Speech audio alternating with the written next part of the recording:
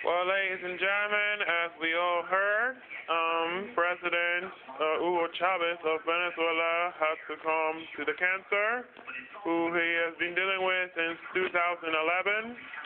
And I have to say, not only that this is a devastating time for the Venezuelan people, but it's for the whole world as well. And this is somebody who he thinks he's probably trying to be compared to Che Guevara and Fidel Castro.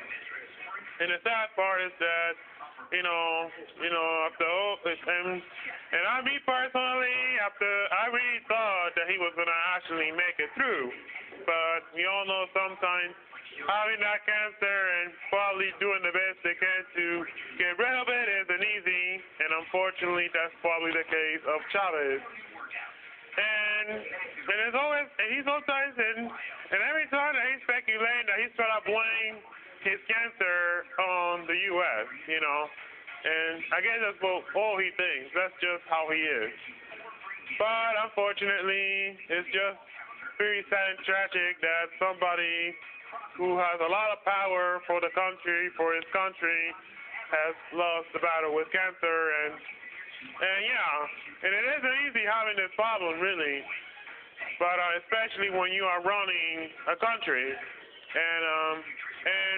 And how does everybody in the U.S. get affected by that? I mean, sometimes but every time that he keeps talking about the U.S., he's trying to blame on them for having that cancer, or the fact that he actually, he gave them the cancer, but that's probably not true, unfortunately.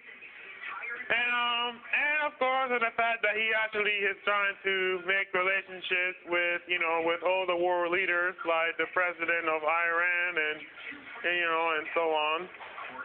And to be honest with you, it was a heck of a shock for me, because I really thought that he was going to make it through, but I really knew that something might be definitely go wrong at the end of the day, because I really felt like, after all those operations that he's been dealing with and a lot of the chemotherapy that he's been dealing with, it's just sad that, tragic that he finally lost the battle with cancer.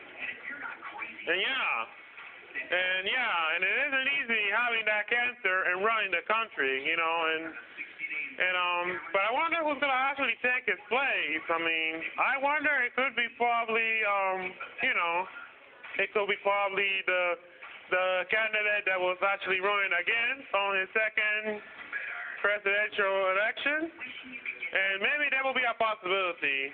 But the sad part is that the Venezuelan people have lost its leader, and this is actually a very emotional moment for the Venezuelan people, but most importantly for his family too.